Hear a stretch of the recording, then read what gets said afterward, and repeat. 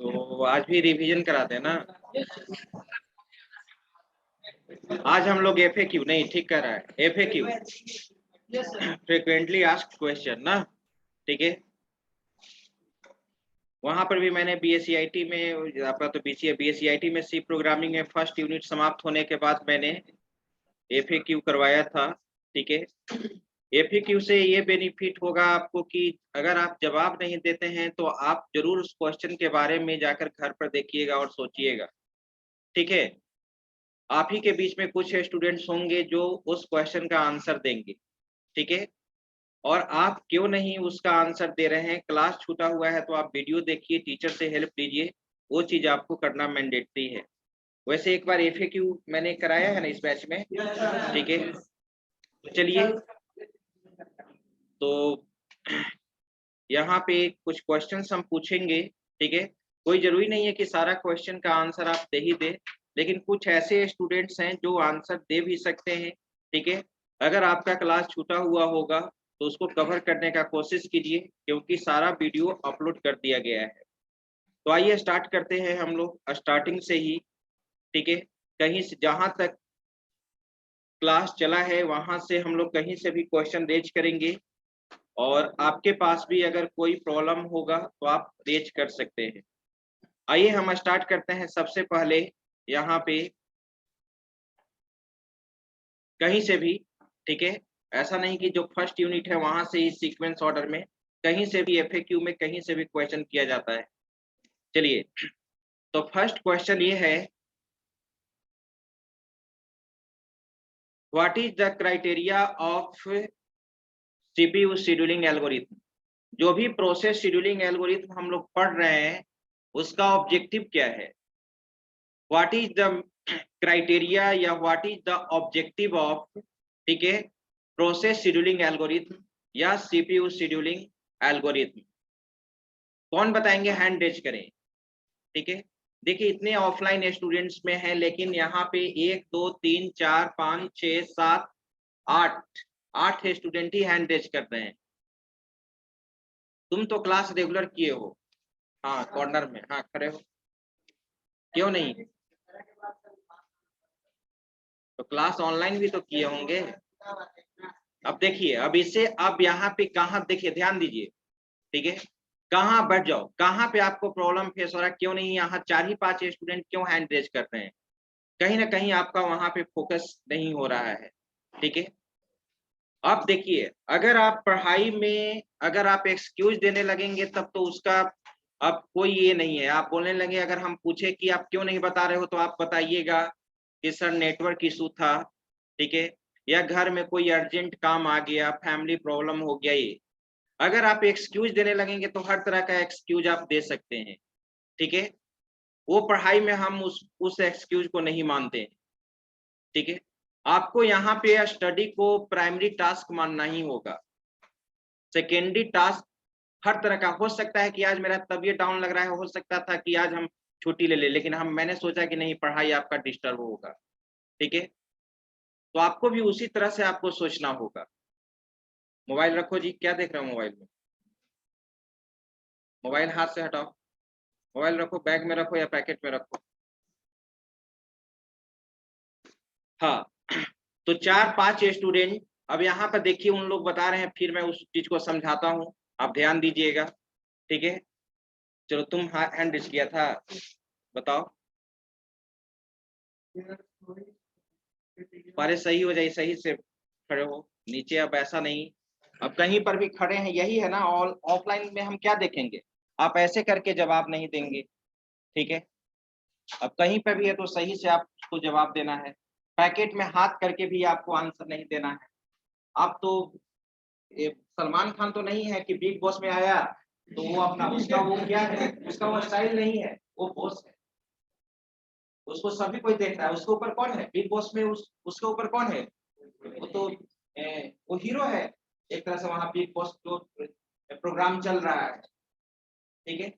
अब उसको आप भी देख रहे हैं, हो सकता है कि प्रोफेसर लोग भी देख रहे हैं, बड़े बड़े ऑफिसर भी देख रहे हैं, आईएएस आईपीएस सब लोग देख रहे हैं, उसको देख रहा है लोग, तो वहां पर बॉस है, लेकिन आप यहाँ पर तो बॉस नहीं है। तो ये चीज आपको ध्यान में रखना होगा। तो चलिए बताइए, और थोड़ा सा ऐसा बोलना है कि क्लास में हर लोग को सुनाई दे, ठीक है, बोलो।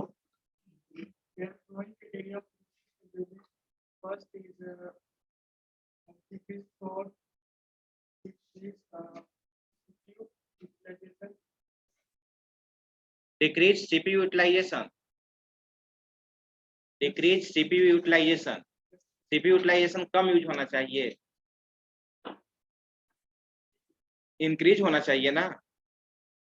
कुंदन कुमार ने भी हैंड रेज किया है, ठीक है कुंदन, आपसे पूछा जाएगा। एक चीज और मैं बोल दूं कि अब ऑफलाइन में इतने स्टूडेंट्स आने लगे हैं कि ऑनलाइन स्टूडेंट पे हो सकता है कि फोकस अब कम हो, ठीक है। मैं बीच बीच में देख सकता हूं, सबसे पहले ऑफलाइन स्टूडेंट्स में आने वाले स्टूडेंट को प्राथमिकता मिलेगा, ठीक है। अब कुंदन कुमार ने भी हैंड रेज किया है, पहले हम यहाँ स्टूडेंट से पूछ लें, अगर जवाब नहीं देंगे तभी आपको मौका मिलेगा। चलिए,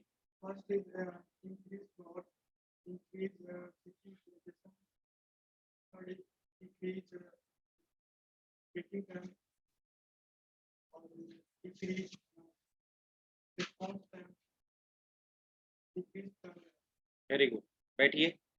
बिल्कुल सही बताया, मैंने बताया था कि जो भी हम लोग प्रोसेस शेड्यूलिंग एल्गोरिथम पढ़ रहे हैं उसका क्या क्या क्राइटेरिया है, ठीक है। तो उस क्राइटेरिया में आपको डिफाइन करना होगा, डिफिनीशन भी आपको लिखना होगा। टर्न अराउंड टाइम क्या होता है, ठीक है, उसके बारे में लिखना होगा। वेटिंग टाइम क्या होता है उसके बारे में भी लिखना होगा। रिस्पॉन्स टाइम क्या होता है उसके बारे में भी लिखना होगा। थ्रूपुट क्या होता है उसके बारे में भी आपको लिखना होगा, ठीक है। कंप्लीशन टाइम क्या होता है उसके बारे में लिखना होगा। ये क्राइटेरिया ऑफ प्रोसेस शेड्यूलिंग है। लेकिन यहाँ पे आपको 5 पॉइंट उसको इस तरह से देना होगा कि थ्रूपुट क्या होना चाहिए, सीपीयू यूटिलाइजेशन क्या होना चाहिए, ठीक है, वेटिंग टाइम बढ़ना चाहिए या घटना चाहिए, रिस्पॉन्स टाइम बढ़ना चाहिए या घटना चाहिए, ठीक है, बात समझ रहे हैं। तो मैंने बताया था फर्स्ट कि मैक्सिमाइज सीपीयू यूटिलाइजेशन, हम चाहेंगे कि सीपीयू हमारा मैक्सिमम यूज हो, maximize CPU utilization, CPU utilization आपका होना चाहिए 100%। अगर किसी सीपीयू के पास, ठीक है, कोई भी प्रोसेस नहीं है तो वो टाइम क्या कहलाता है, आइडल टाइम कहलाता है। तो हम चाहेंगे कि सीपीयू के पास हमेशा प्रोसेस रहे, तो 100% सीपीयू यूटिलाइजेशन होना चाहिए, ठीक है। दूसरा दूसरा मैंने बताया था, ठीक है, मैक्सिमाइज थ्रूपुट, थ्रूपुट क्या होना चाहिए, इंक्रीज होना चाहिए। यानी जो भी टाइम यूनिट दिया गया है हम चाहेंगे कि उस टाइम यूनिट में ज्यादा से ज्यादा नंबर ऑफ प्रोसेस क्या करे, एग्जीक्यूट करे, ज्यादा से ज्यादा नंबर ऑफ प्रोसेस एग्जीक्यूट करे। आ रही बात समझ में, दैट इज कॉल्ड थ्रूपुट। तो थ्रूपुट हमेशा इंक्रीज होना चाहिए। थर्ड, वेटिंग टाइम क्या होना चाहिए, कम होना चाहिए, डिक्रीज होना चाहिए वेटिंग टाइम, राइट, ठीक है। टर्न अराउंड टाइम भी क्या होना चाहिए, डिक्रीज होना चाहिए। रिस्पॉन्स टाइम भी क्या होना चाहिए, डिक्रीज होना चाहिए। ये 5 पॉइंट मैंने बोला था, ये 5 पॉइंट तो आपको लिखना ही है, और साथ में 5 टर्मिनोलॉजी भी इससे रिलेटेड इसमें लिखना है इस क्वेश्चन में, ठीक है। मैं फिर बताऊंगा कि कैसे क्या लिखना है। तो आप टर्न अराउंड टाइम, मैंने बोला भी था कि मैंने समझा दिया था क्लास में कि टर्न अराउंड टाइम क्या होता है, वेटिंग टाइम क्या होता है, रिस्पॉन्स टाइम क्या होता है। कुछ स्टूडेंट ने में भी लिखा है या नहीं। अब मान लो कि टर्न अराउंड टाइम क्या होता है, वेटिंग टाइम क्या होता है, ठीक है। मुझे याद है कि मैंने लिखवाया नहीं था, केवल मैंने वहां पे समझा दिया था। मैंने आपको बोला था कि आप कोशिश कीजिए लिख कर लाने के लिए, अगर नहीं होगा तो फिर लिखवा देंगे। आप देख लीजिए उस पीडीएफ में भी होगा, पीडीएफ में ऑलरेडी है। ऐसा भी होता है, वो पीडीएफ मेरे द्वारा ही पढ़ाया गया है, लेकिन कुछ ऐसा भी होता है कि हर क्लास में कुछ ना कुछ नया कोई पॉइंट निकल गया, तो हो सकता है कि उस पीडीएफ में नहीं हो। अरे बात समझ में, ठीक है। अब ऐसा नहीं कि हम कंप्लीट आपको अभी जो भी ओएस टॉपिक बता रहे हैं, हो सकता है कि आप ये नहीं कह सकते हैं कि हम उसके बारे में 100% बता दिए, ऐसा कुछ नहीं है। हो सकता है कि उसके बारे में 90% ही एक्सप्लेनेशन हो सकता है कि 80% भी हो। ये स्टूडेंट को चाहिए कि जो टॉपिक सर पढ़ा दिए उसको घर पे फिर से जाके हम रेफरेंस बुक पे, यूट्यूब पे पढ़ने का बहुत सारा सोर्स है, उसको जरूर देखें। अगर कोई नया टर्म मिलता है तो नेक्स्ट क्लास में आकर टीचर से जरूर पूछे। पढ़ाई का केवल सोर्स टीचर ही नहीं है, वो आपको स्टडी करना होगा। ठीक है, आप यूट्यूब पे 1000 वीडियो होगा शेड्यूलिंग एल्गोरिथम का। जब मैंने एसजेएफ पढ़ा दिया है, जब मैंने एफसीएफएस पढ़ा लिया है, तो यूट्यूब पे और देख लेंगे, क्या दिक्कत है। 5-10 मिनट, आधा घंटा समय लगेगा कि हो सकता है कि कोई उसमें नया टर्म मिल जाए, और वो नया टर्म समझ में नहीं आया तो टीचर से हम पूछ लेंगे, ये भी होना चाहिए। रेफरेंस बुक स्टडी करना चाहिए, तो ये चीज आपको करना होगा। ठीक है, अब देखिएगा, हो सकता है कि कुछ नया टर्म आ जाए एफएक्यू के केस में, जो हो सकता है कि डिस्कस नहीं किए हो। नेक्स्ट ये चीज, ये क्वेश्चन, नेक्स्ट क्वेश्चन मैं ये पूछ रहा हूं, आप बताइए कि जो भी प्रोसेस शेड्यूलिंग एल्गोरिथम है, वो प्रोसेस शेड्यूलिंग एल्गोरिथम का टाइप कितना है, क्लासिफिकेशन, कैटेगरी क्या है प्रोसेस शेड्यूलिंग एल्गोरिथम का, कौन बताएंगे? ठीक है, what is the categories of process scheduling algorithm, what is the classification of process scheduling algorithm. Process scheduling को कितने भागों में डिवाइड किया गया है, हाँ बताओ तुम। नहीं, 2 टाइप्स। प्रोसेस शेड्यूलिंग एल्गोरिथम को 2 पार्ट में डिवाइड किया गया है। ठीक है, मैंने बोला था एक प्री इम्पिटिव, ठीक है, और एक नॉन प्रिमिटिव, यानी प्रिम्पशन और नॉन प्रिम्पशन। ठीक है, प्रिम्पशन का मतलब होता है फोर्सफुली, प्रिम्पशन का लिटरल मीनिंग क्या होता है, फोर्सफुली, बलपूर्वक। ठीक है, और नॉन प्रिम्पशन का मतलब होता है, ठीक है, मतलब नॉन फोर्सिबली ना। तो आप ऑलरेडी जानते हैं कि प्रिमिटिव शेड्यूलिंग में क्या होता है और नॉन प्रिमिटिव शेड्यूलिंग में क्या होता है। ठीक है, किसमें शेड्यूलर पावरफुल होता है, ठीक है, प्रिमिटिव शेड्यूलिंग एल्गोरिथम में शेड्यूलर क्या होता है, पावरफुल होता है। यानी जो प्रोसेस, आप जानते हैं ना कि किसी प्रोसेस को एग्जीक्यूट करने के लिए उस प्रोसेस को सबसे पहले किस स्टेट में आना होगा, रेडी स्टेट में। रेडी क्यू में नंबर ऑफ प्रोसेस आकर बैठ जाता है, 1 हो या 2 हो या 4 हो या 10 हो। लेकिन अब ये प्रश्न उठता है कि रेडी क्यू से सीपीयू के पास कौन सा प्रोसेस जाएगा। इसका डिसीजन हम लोग प्रोसेस शेड्यूलिंग एल्गोरिथम के थ्रू लेते हैं, और हर प्रोसेस शेड्यूलिंग एल्गोरिथम का अलग रूल्स है, किस रूल्स के अनुसार हम लोग, ठीक है, किस एल्गोरिथम के द्वारा हमारे नंबर ऑफ प्रोसेस सीपीयू के पास शेड्यूल होगा। तो प्रिम्पशन कहता है यानी प्री इम्पिटिव प्रोसेस शेड्यूलिंग कहता है कि जो भी प्रोसेस रेडी क्यू से, ठीक है, रनिंग स्टेट में जाएगा, सीपीयू के पास जाएगा, ठीक है, तो बिना कंप्लीट एग्जीक्यूट किए बीच से वो क्या हो सकता है, रिमूव हो सकता है। यानी running process can be remove, running process को आप बीच में रिमूव कर सकते हो। लेकिन नॉन प्रिमिटिव के केस में ऐसा नहीं होता है।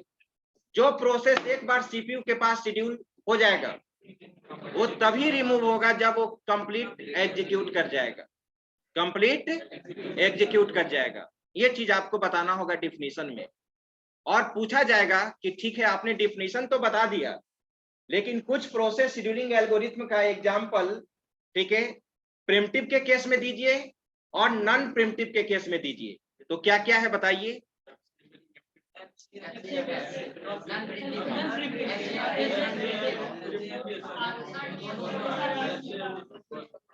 तो एफसीएफएस जो मैंने पढ़ाया है वो है आपका, ठीक है, नॉन प्रिमिटिव, ठीक है, और अभी एसजेएफ भी जो मैंने पढ़ाया है वो नॉन प्रिमिटिव के केस में ही अभी पढ़ाया है। यानी अभी तक आप प्रिमिटिव शेड्यूलिंग एल्गोरिथम आपने नहीं पढ़ा है। ठीक है, आज जो हम लोग को पढ़ना था एसजेएफ विथ प्रिम्पशन ना, यानी एसआरटीएफ। क्या पढ़ना था आज, एसआरटीएफ, जो, ठीक है, प्रिम्पशन मोड में वर्क करता है, ठीक है, प्रिमिटिव मोड में वर्क करता है, रनिंग प्रोसेस बिना कंप्लीट किए हुए बीच से हम लोग रिमूव कर लेंगे, वो चीज हम लोग को पढ़ना था, ठीक है। एक चीज और, ठीक है, प्रायोरिटी बेस्ड शेड्यूलिंग एल्गोरिथम भी दोनों तरह से काम करता है, प्रिम्पशन में भी होता है, नॉन प्रिम्पशन में भी होता है। राउंड रॉबिन शेड्यूलिंग एल्गोरिथम, ठीक है, केवल प्रिम्पशन मोड में वर्क करता है ना, ठीक है। तो ये आप क्लासिफिकेशन आपने समझा, लेकिन मैं पूछना चाहता हूं स्टूडेंट हैंड रेज करें, अभी तक जो भी ऑफलाइन में आप क्लास आ रहे हैं, वीडियो कौन कौन देख रहे हैं, हैंड रेज कीजिए। हाँ, जो वीडियो आज मैंने भेजा है, अपलोड किया है, उसको कौन कौन देख रहे हैं, ठीक है, उसको जरूरी नहीं है जी। तब कैसे हम फाइंड आउट करेंगे, कैसे हम फाइंड आउट करेंगे, मतलब ये कैसे फाइंड आउट करें कि आप वीडियो वॉच कर रहे हैं या नहीं। अब मुझे तो अभी पता नहीं चल रहा है कि सब कितने रेगुलर स्टूडेंट है, कितने नहीं है, तो मुझे, ठीक है,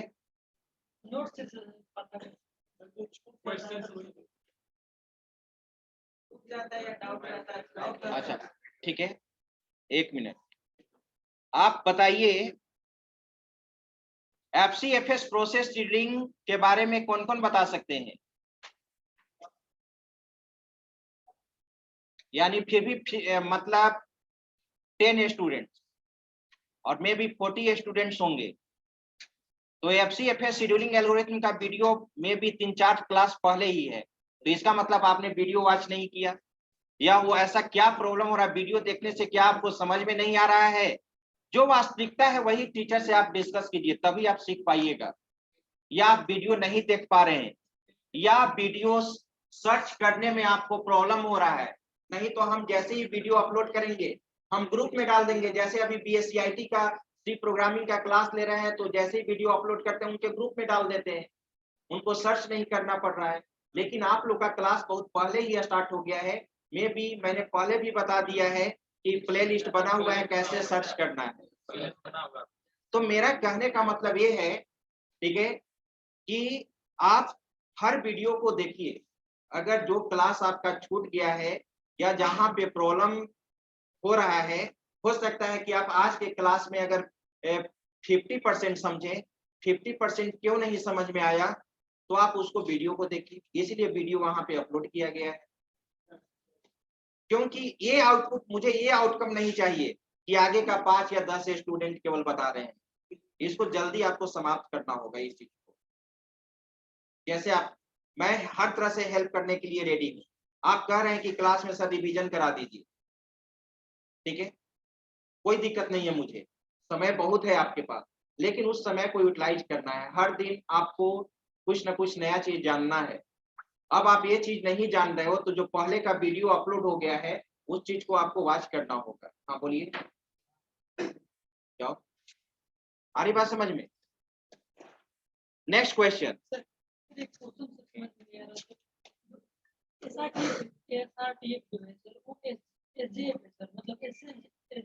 SJF का नेक्स्ट हायर वर्जन है और वो फास्ट काम करता है SJF से, नहीं वो प्रिमिटिव नेचर का है। SRTF क्या है? प्रिमिटिव नेचर का है। उसमें रनिंग प्रोसेस क्या होगा, जो प्रोसेस एक बार शेड्यूल करोगे वो बीच से ही क्या कर देंगे हम लोग, रिमूव कर देंगे। आ रही बात समझ में? तो अभी तुम उसके बारे में पढ़े ही नहीं तो क्यों पूछ रहे हो?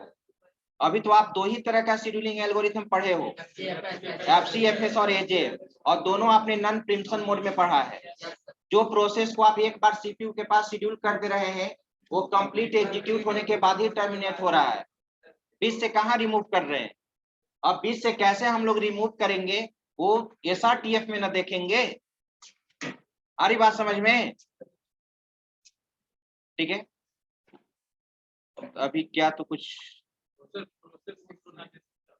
वो आगे का चीज है। प्रोसेस सिंक्रोनाइजेशन, सिंक्रोनाइजेशन एक ऐसा टूल होता है, ठीक है, जैसे लिटरली इसको अभी हम डिफाइन कर देते हैं। सिंक्रोनाइजेशन का मतलब होता है एक सिस्टमैटिक ढंग से कोई भी प्रोसेस को एग्जीक्यूट कराना, ठीक है। जैसे सपोज मान लो कि हमारे पास 5 प्रोसेस है, हमारे पास क्या है, 5 प्रोसेस है, ठीक है। अब पांचों प्रोसेस एक सीक्वेंस ऑर्डर में एग्जीक्यूट करना चाहिए, सिस्टमैटिक ढंग से, जैसे क्यू में होता है, ठीक है।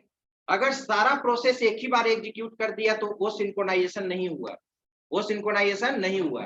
एक एक करके, जैसे आप सिंक्रोनाइजेशन वे में बैठे, आप सिंक्रोनाइजेशन वे में बैठे हैं, वहां पे लास्ट में भी कोई बैठ सकता था, तो वो सिंक्रोनाइजेशन नहीं कहलाएगा। आ रही बात समझ में? सिंक्रोनाइजेशन में एट ए टाइम कोई मल्टीपल प्रोसेस एक साथ एग्जीक्यूट नहीं करता है, वन बाई वन एग्जीक्यूट करता है, जो हम लोग मल्टी थ्रेडिंग में यूज करते हैं। आगे बताया जाएगा ना, बहुत सारा प्रोसेस सिंक्रोनाइजेशन टूल्स है, म्यूचुअल एक्सक्लूजन है, वो सब आप आगे पढ़िएगा। अभी जो हम लोग पढ़ रहे हैं वो भी वही है क्या? सिंक्रोनाइजेशन। हाँ अभी तो वही है, ठीक है। बोलो। क्या फॉर्मूला? सर वेटिंग टाइम जो निकालते हैं उसका फॉर्मूला होता है TAT माइनस T। शॉर्टकट हमको समझ में नहीं आता। हाँ, और सर जो टर्नअराउंड टाइम है वो sir completion time minus arrival time. जो टर्नअराउंड टाइम है वो स्टार्ट होता है रिस्पांस टाइम, और सर बस टाइम भी टर्नअराउंड टाइम के अंदर का चीज, वेटिंग टाइम है सर वो रिस्पांस टाइम के पहले का चीज। सर वो जो हम वेटिंग टाइम निकालते हैं वो turnaround time minus burst time कैसे निकालते हैं? देखो यहाँ पर बता देता हूँ क्वेश्चन, ठीक है। देखिए मार्कर तो हम लाए ही,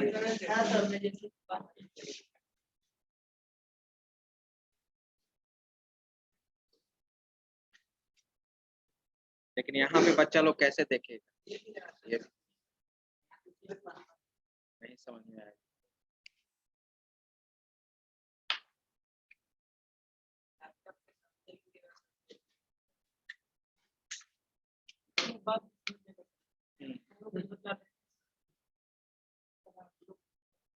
बहुत कम बचा है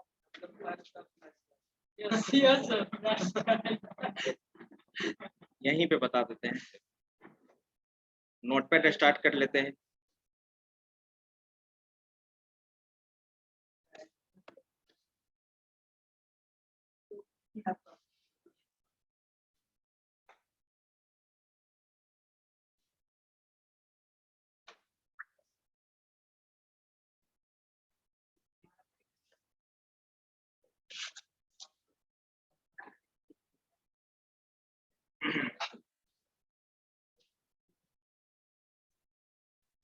एक मिनट वेट कर।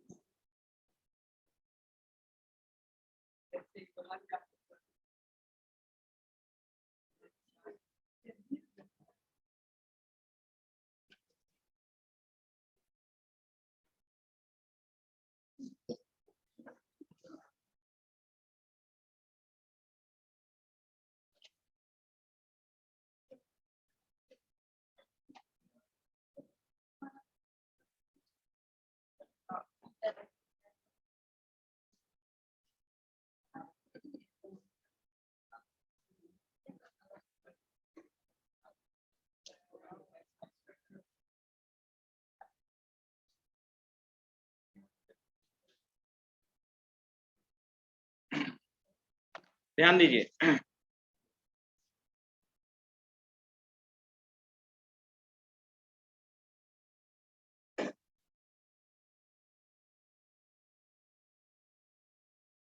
यहाँ पे हम लोग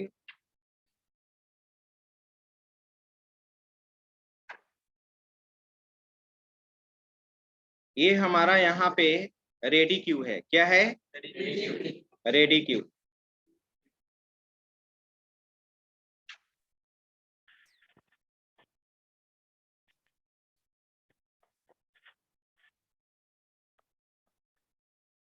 और ये है हमारा यहाँ पे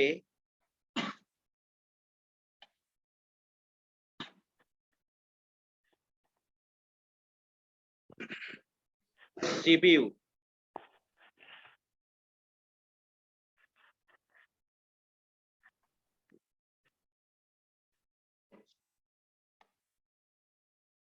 और ये है हमारा यहाँ पे कंप्लीशन।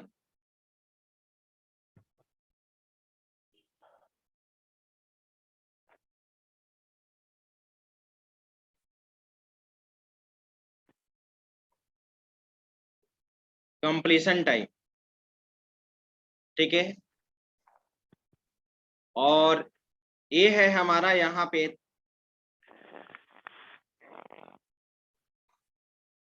Secondary memory. सबसे पहले हम यहाँ पे आपको अराइवल टाइम समझा रहे हैं। सेकेंडरी मेमोरी में यानी हार्ड डिस्क में बहुत सारा नंबर ऑफ प्रोसेस अवेलेबल है।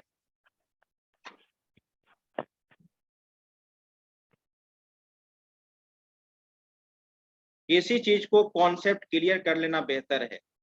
अब यहां से ये कहां जाएगा? रेडी क्यू में जाएगा। कोई भी प्रोसेस रेडी क्यू में जिस समय पहुंचेगा वो क्या कहलाएगा? Arrival time.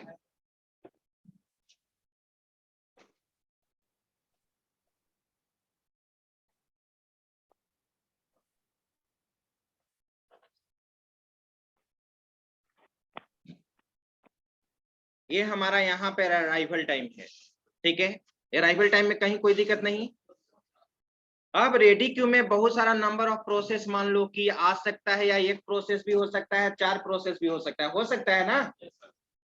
अब इसको एग्जीक्यूट करने के लिए आप कहां पर भेजिएगा? सीपीयू के पास भेजिएगा, ठीक है। अब यहां पर अब प्रश्न उठता है कि रेडी स्टेट से सीपीयू के पास जाने में इसको कितना समय लगता है? रेडी स्टेट से सीपीयू के पास जाने में कितना समय लगता है? कौन सा टाइम कहलाएगा?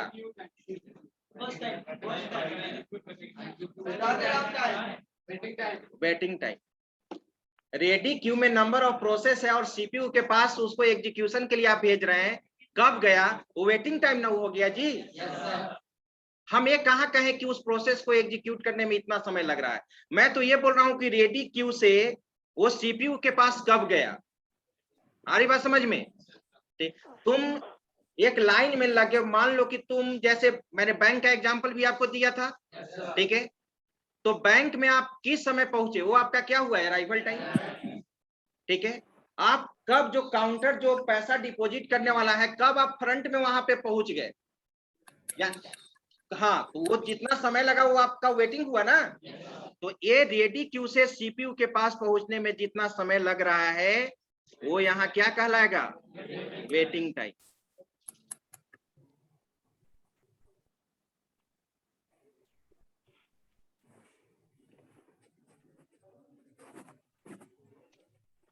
ये हमारा वेटिंग टाइम कहलाएगा। यहां तक कोई कंफ्यूजन बिल्कुल नहीं होना चाहिए। अब उस किसी प्रोसेस का एग्जीक्यूशन टाइम दिया हुआ रहता था ना, किसी प्रोसेस का एग्जीक्यूशन टाइम क्या दिया हुआ रहता था, ठीक है।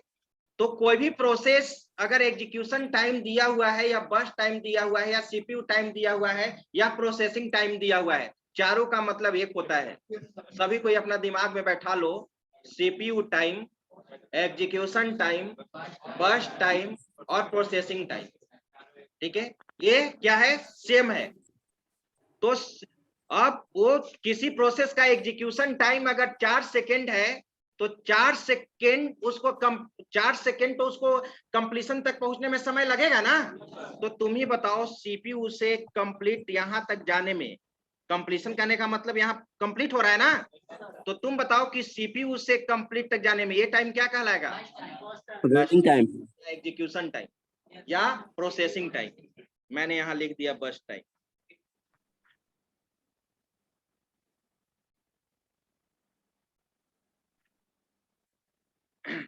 बस टाइम मैंने लिख दिया, ठीक है। और कब वो कंप्लीट यहां पर हुआ, यहां पर जो समय आएगा वो तुम्हारा क्या कहलाएगा? हाँ, कंप्लीशन टाइम। क्या कहलाएगा? तो तुम क्या बोला था? Completion time. जैसे यहाँ पर रेडी क्यू में अराइवल टाइम है ना, तो प्रोसेस जब कंप्लीट होगा तो यहाँ पर तुम्हारा क्या कहलाएगा? कंप्लीशन टाइम कहलाएगा। अब आते हैं हम फॉर्मूला पे।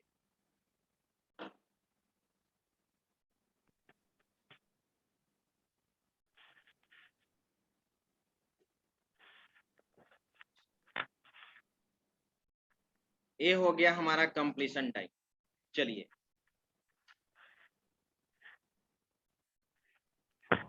मैंने आपको बताया था टर्न अराउंड टाइम ना,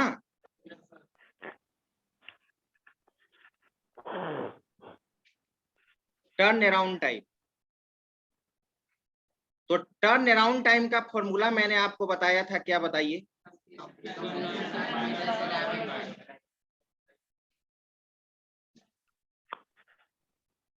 टर्न अराउंड टाइम माइनस आपका कंप्लीशन टाइम, सीटी लिख देते हैं हम। Completion time minus arrival time. कहने का मतलब ये तो क्लियर हुआ ना, किसी भी प्रोसेस का जो टर्न अराउंड टाइम होगा वो प्रोसेस हमारा कब कंप्लीट हुआ और कब रेडी क्यू में आया। सेकेंडरी मेमोरी से कोई भी प्रोसेस, ध्यान दो, सेकेंडरी मेमोरी से यहां से ये प्रोसेस अगर रेडी क्यू में 5 सेकेंड में गया है, कहां गया है, कब रेडी क्यू में पहुंचा है? 5 सेकेंड में गया है, ठीक है, राइट। और इसको यहाँ पे कंप्लीट होते होते होते यहाँ पर इसको, ठीक है, 5 सेकेंड और लग गया, 10। आ रही बात समझ में? 10, ठीक है। 5 सेकेंड में वो रेडी क्यू में आया, 10 सेकेंड में वो क्या किया, बैंक से बाहर निकल गया। आ रही बात समझ में? तो अब तुम टर्न अराउंड, वही तुम्हारा क्या कहलाता है? टर्न अराउंड टाइम कहलाता है। तो टर्न अराउंड टाइम का फॉर्मूला निकाल लो, ठीक है। ये देख रहे हो, ये P1, मान लो कि ये P1 प्रोसेस है। P1 कितने बजे पहुंचा? 5 सेकेंड में ना। और कब कंप्लीट एग्जीक्यूट किया? 10 सेकेंड, ठीक है। तो टर्न अराउंड टाइम जो तुम्हारा होगा कंप्लीशन टाइम, कंप्लीशन टाइम क्या है? 10, और अराइवल टाइम क्या है? 5। माइक ऑफ रखो। बहुत टाइप को खेला, कौन टाइप के? बहुत टाइप को खेला, 4-5 टाइप को खेला ऑपरेटिंग सुधांशु रंजन, बहुत टाइप के खेला ऑपरेटिंग। सुधांशु रंजन,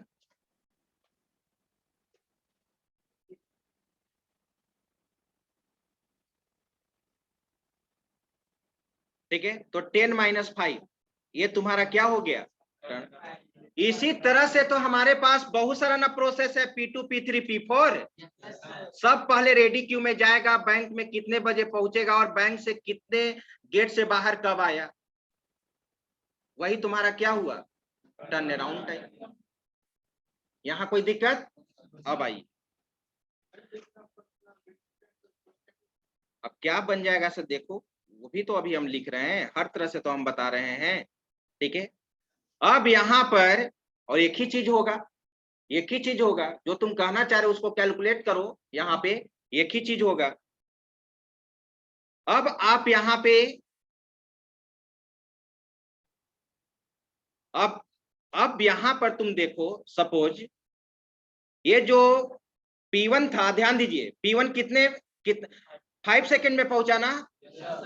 और इस P1 के लिए एग्जीक्यूशन टाइम जो बर्स्ट टाइम था वो आपका 3 सेकेंड ही इसको सीपीयू के पास रहना है।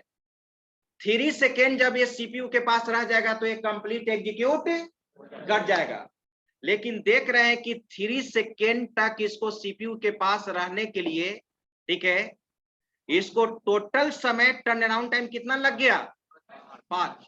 यानी बैंक में वो 5 सेकेंड में पहुंचा, वो 10 सेकेंड में वो क्या हुआ? बाहर हुआ ना। तो ये क्या कहलाएगा? Turn around time.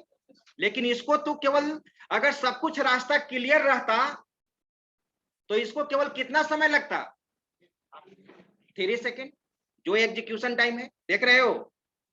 लेकिन इसको वेट तो करना पड़ा, कहीं ना कहीं 10 सेकेंड इसको लग रहा है कंप्लीशन टाइम में, ठीक है, कंप्लीट होने में। यहाँ टर्न अराउंड टाइम 5 है, तो कहीं ना कहीं तो इसको वेट करना पड़ा। बात समझो, ये सीपीयू अगर सारा रास्ता क्लियर रहता तब तो इसका एग्जीक्यूशन टाइम 3 था। 3 सेकेंड में ही जैसे ही गया, 3 सेकेंड सीपीयू के पास रहा, ठीक है, और वो क्या हो जाता? बाहर हो जाता। लेकिन ऐसा नहीं हुआ, यहाँ देख रहे हो कि टर्न अराउंड टाइम इसका क्या हुआ, 5 हुआ, यानी कहीं ना कहीं इसको वेट करना पड़ा ना। तो कौन गलती फॉर्मूला है टर्न वेटिंग टाइम निकालने के लिए? जो टर्न अराउंड टाइम पूरा समय लगा 5, उसमें हम एग्जीक्यूशन टाइम क्या कर देंगे? मुझे तो बस टाइम मेरा एग्जीक्यूशन टाइम 3 ही ना चाहिए था, लेकिन उसको एग्जीक्यूट करने में लगा समय क्या, 5 सेकेंड ना। तो 5 - 3 क्या हो जाएगा, 2, यानी 2 क्या हो गया, वेटिंग टाइम। यहाँ क्लियर लिखा हुआ है वो वेटिंग टाइम का फॉर्मूला, पहले देख लो उसके बाद रेज करना question. Waiting time equal to formula क्या, turn around time minus burst time, burst time. और तुम इसको जिस तरह से मैथमेटिक्स में लिखना चाहते हो, आप इसको मैथमेटिक्स में आप लिख सकते हैं। देखो तो टर्न अराउंड टाइम तुम्हारा क्या निकला है, 5, राइट, और 5 माइनस बस टाइम तुम्हारा क्या है, 3, वेटिंग टाइम क्या निकल गया, 2। अब किसी से पूछोगे, अब इस फॉर्मूला से बहुत सारा फॉर्मूला रेज होगा ना जी, तुम निकाल लो कहां गलती आएगा फॉर्मूला। अब हम बस टाइम निकालना चाहते हैं, चलो मैथमेटिक्स के रूल के अनुसार बोलो, बस टाइम इक्वल टू क्या होगा, turn around time minus waiting time. चलो अब तुम्हारा कहना था केशव कुमार की टर्न अराउंड टाइम का दूसरा फॉर्मूला आप बताइए सर, जो तुम कह रहा था। Turn around time equal to क्या हो जाएगा,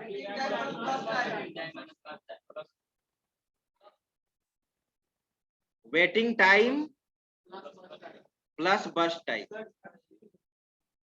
आप नहीं बोले थे, मतलब जो बैंक में जाते हैं, अब जब- बैंक वाला क्या हो सकता है कि तुम उल्टा समझ गया हो। नहीं सर, वो जो आप बोले थे, मतलब जब हम वो कैशियर के पास जाते हैं, जब मेरा काम रिस्पॉन्स लेता है, उसके बाद टर्न अराउंड टाइम स्टार्ट होता है। जब हम उस हिसाब से बोले थे, वहाँ पे तो वेटिंग टाइम खत्म हो जाता है। वहाँ जब बिल्कुल response time, बिल्कुल हाँ, जैसे तो फिर टर्न अराउंड टाइम में तो वेटिंग टाइम इंक्लूड ही नहीं होता। नहीं, अगर उस तरह से अगर हम बोले तो हम गलत है। देखो यहाँ पर बैंक वाले से थोड़ा confusion तो है, तो समझ- अब एक कॉन्सेप्ट क्लियर हो गया ना, Yes, sir. अब इसी से तुम निकाल लो, बिल्कुल आएगा exact. Sir, turn around time में वेटिंग टाइम इंक्लूड रहता है। क्लियर है, Yes, sir. चलिए। सर, इसमें response time। रिस्पॉन्स टाइम, ये सीपीयू के पास कितने समय आया, किस फर्स्ट टाइम, जैसे आप सीपीयू के पास कब गए, सीपीयू का फर्स्ट टाइम, जैसे सीपीयू फर्स्ट टाइम, जैसे मान लो कि अराइवल रेडी क्यू यहाँ पर क्या है 5 यानी अराइवल टाइम 5, और रास्ता क्लियर है, रास्ता क्या है, क्लियर है, इसको वेट नहीं करना पड़ा, तो ये 5 सेकेंड में नहीं सीपीयू के पास पहुंच जाएगा। तो 5 सेकेंड ही इसका क्या कहलाएगा, रिस्पॉन्स टाइम। रिस्पॉन्स टाइम क्या कहलाएगा, 5 सेकेंड। यानी सीपीयू के पास वो फर्स्ट टाइम कितने बजे वो सीपीयू के पास पहुंच गया, जिस समय पहुंच गया वही उसका क्या हुआ, रिस्पॉन्स हुआ। रिस्पॉन्स टाइम का फॉर्मूला, ठीक है, first CPU time minus arrival time होगा ना, अराइवल टाइम माइनस होगा उसमें अराइवल टाइम। चलिए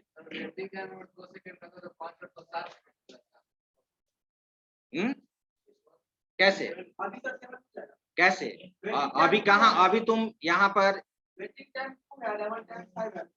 अब यहाँ पे हाँ, अब फॉर्मूला निकालो, फर्स्ट सीपीयू टाइम क्या है, अब और तो यहाँ पर कोई प्रोसेस नहीं है तुम्हारे पास, और कोई प्रोसेस तो नहीं है, तो फर्स्ट वेट करने के बाद फर्स्ट अराइवल टाइम कम हो जाएगा।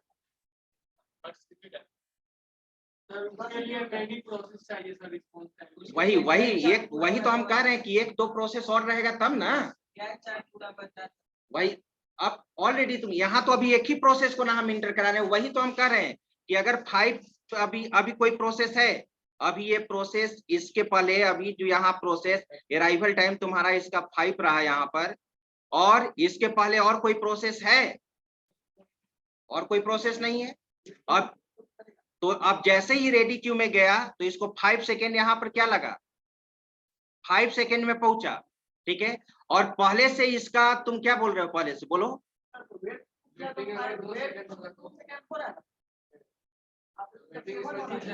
तो तुम प्लस कर दे रहे हो,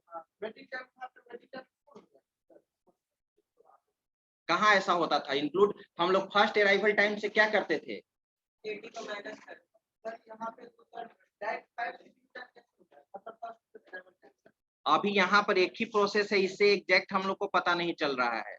अगर तुम एक से ज्यादा हाँ तो वेटिंग कर रहा है, तब तुम कह सकते हो कि 2 मिनट 2 मिनट क्या किया, वेट किया, तो 2 मिनट वेट किया, 2 मिनट वेट किया ना।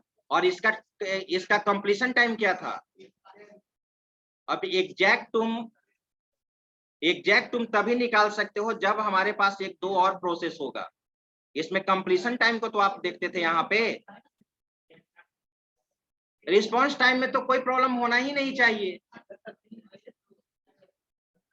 और तभी पता चलेगा एग्जैक्ट जब 2-3 प्रोसेस है।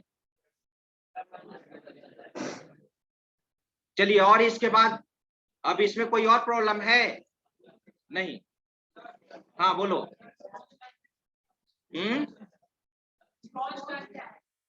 रिस्पॉन्स टाइम क्या होता है।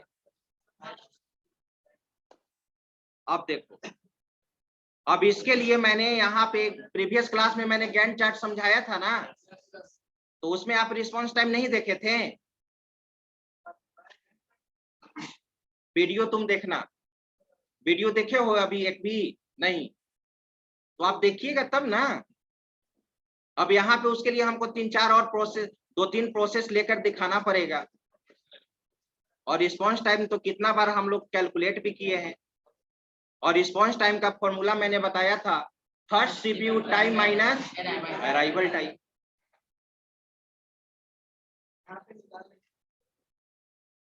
अब चलो, अब बताओ इसमें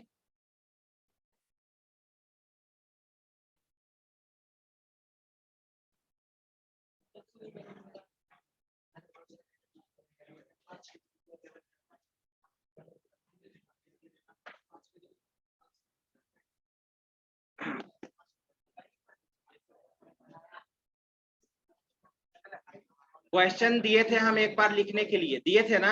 ठीक है, देखो यहाँ पर अभी 5 मिनट समय में हम क्वेश्चन दे देते हैं, यहाँ पे आप लोग लिख लीजिए। इसको हटा दें, आप वो क्वेश्चन बनाइएगा। यहाँ पे मैं क्वेश्चन लिख रहा हूं। फर्स्ट,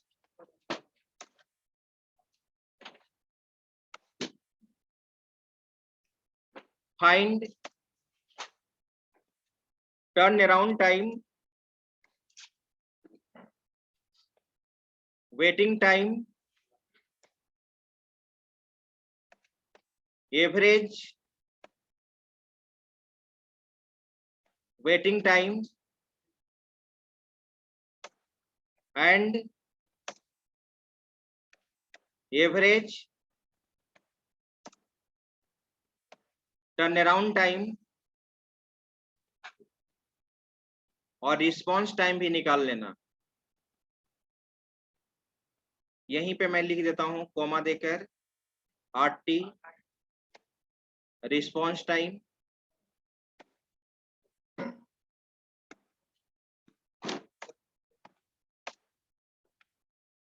for given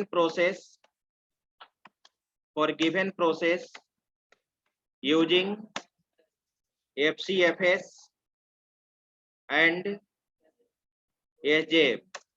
अभी तो SJF आप नॉन प्रीम्पशन केस में पढ़े हो। SJF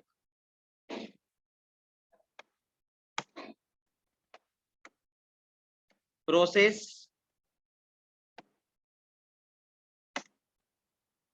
P1, P2, P3, P4, P5 और P6। इसके बाद है यहाँ पे अराइवल टाइम,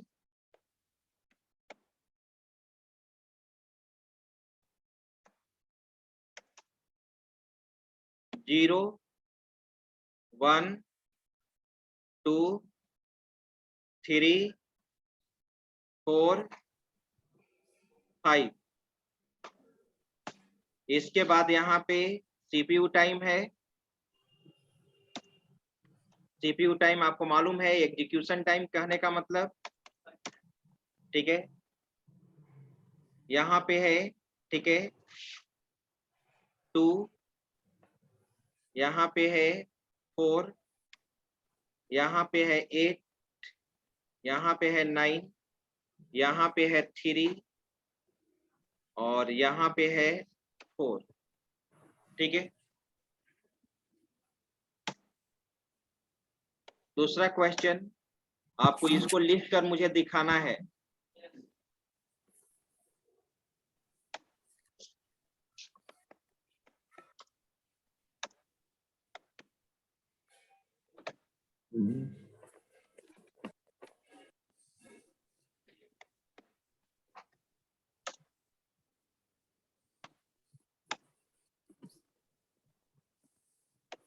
ए में अराइवल टाइम, दूसरा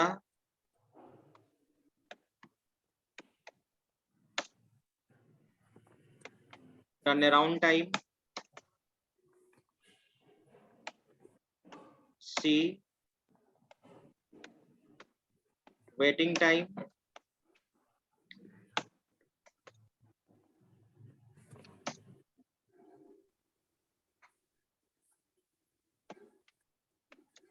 throughput,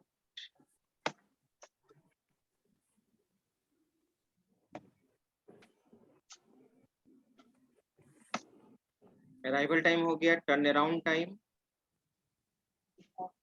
response time, response time,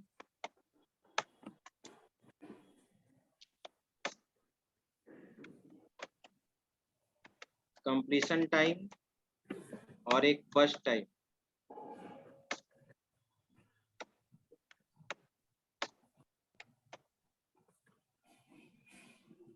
ये आपका असाइनमेंट ही हो गया। आप असाइनमेंट इसको आपको सबमिट करना है। एक हम डेट दे देते हैं। असाइनमेंट फर्स्ट असाइनमेंट आपका होगा। फर्स्ट यूनिट टेस्ट मैंने डेमो लिया था ना, ये फर्स्ट असाइनमेंट होगा जिसपे मार्किंग होगा।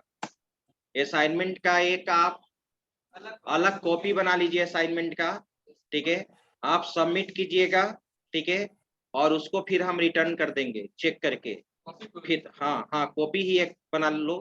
हाँ, या फिर ऐसा भी कर सकते हो, आप पेज दे दीजिए, ठीक है, पेज पे आप उसको सही से, मतलब सही राइटिंग सब कुछ, राइटिंग पे भी पेज ही सही रहेगा मार्क्स सर। मिलेगा ना। कॉपी नहीं, आप पेज ही दे दो उसमें, या आप ऐसा कुछ पतला भी, हाँ उसको आप उसको करके फाइल में भी लगा कर दे सकते हो। और एक थर्ड क्वेश्चन है आपका, थर्ड क्वेश्चन, व्हाट इज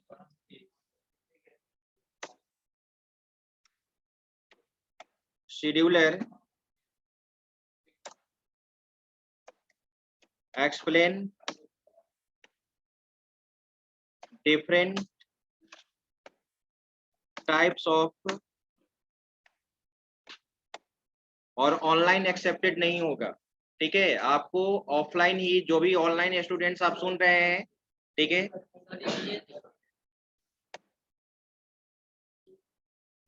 चलिए ये तीनों क्वेश्चन 10-10 नंबर का है, 30 मार्क्स का। जमा कब करना है सर? मैं ऊपर में लिख रहा हूं, आप देख लीजिए।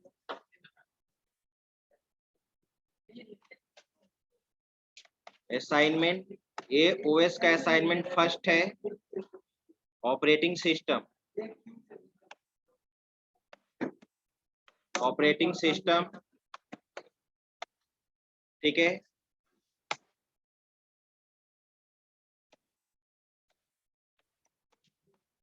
सबमिशन डेट, आज कितना तारीख है?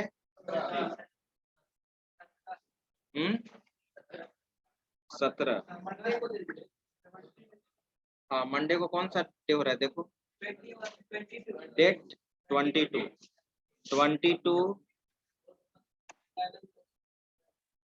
21 और ये हो गया। चलिए बस स्क्रीनशॉट लीजिए इसका।